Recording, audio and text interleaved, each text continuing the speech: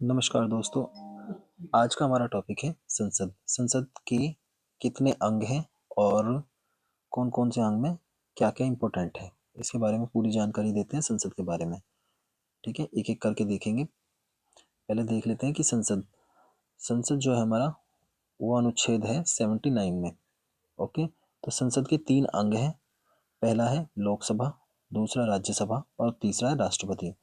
तो लोकसभा 81 अनुच्छेद 81 में है, राज्यसभा 80 अनुच्छेद में और राष्ट्रपति है 52 अनुच्छेद में।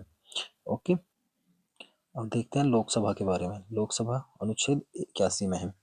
तो लोकसभा को जनता का सदन भी बोलते हैं, क्योंकि जब प्रधानमंत्री का चुनाव हो या फिर मुख्यमंत्री का चुनाव हो तो सीधे जनता द्वारा विधायक और सांसद चुने जाते हैं, इसलिए इसे सीधे जनता द्वारा निर्वाचित होता है। इसका कार्यकाल कितना होता है? 5 वर्ष। न्यूनतम आयु कितनी है? अगर कोई चुनाव में खड़ा होता है तो उसके लिए 25 वर्ष आयु न्यूनतम आयु है। अधिकतम सदस्य कितने हैं लोकसभा में? 552। और वर्तमान में कितने सदस्य हैं लोकसभा में? 545।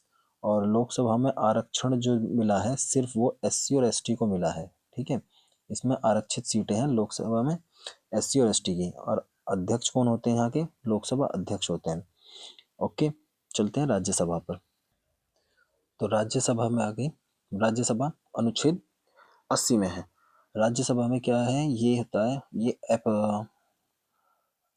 अप्रत्यक्ष रूप से निर्वाचित होते हैं। मतलब कि जैसे कि लोकसभा में जितनी भी राज्य की विधानसभाएं हैं वहाँ से चुने जाते हैं। वहाँ के जो जितने भी विधायक हैं वो सब चुनकर राज्यसभा में भेजते हैं लोगों को। ठीक है, तो ये है एक स्थायी सदन। ये मतलब विघटित नहीं होता, जैसे लोकसभा विघटित हो जाती है। इसका कार्यकाल 6 वर्ष होता है और हर 2 वर्ष में 1/3 सदस्य सेवानिवृत्त होते हैं। मतलब कि हर 2 साल में लोगों को चेंज किया जाता है, चुना जाता है दोबारा से। और न्यूनतम आयु कितनी होती है इसमें जाने के लिए? 30 वर्ष।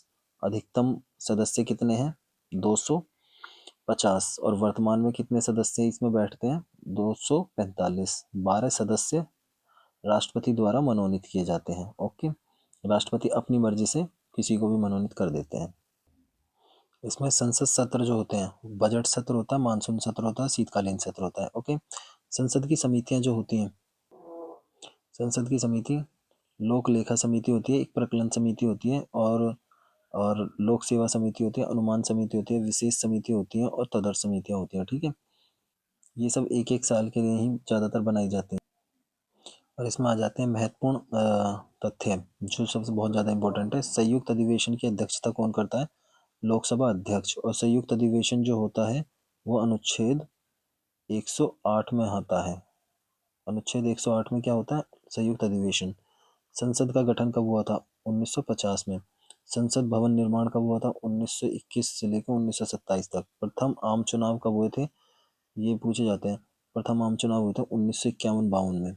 ओके, अब देखते हैं इसके वेतन और भत्ते।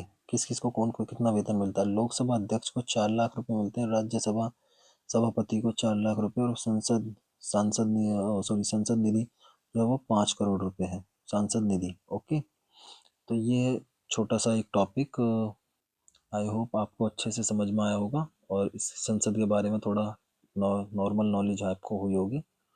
तो आप इसकी मैं एक ये पूरी पिक आपको दे देता हूँ। ठीक है, आप इसका स्क्रीनशॉट लेकर आप अच्छे से याद कर सकते हैं।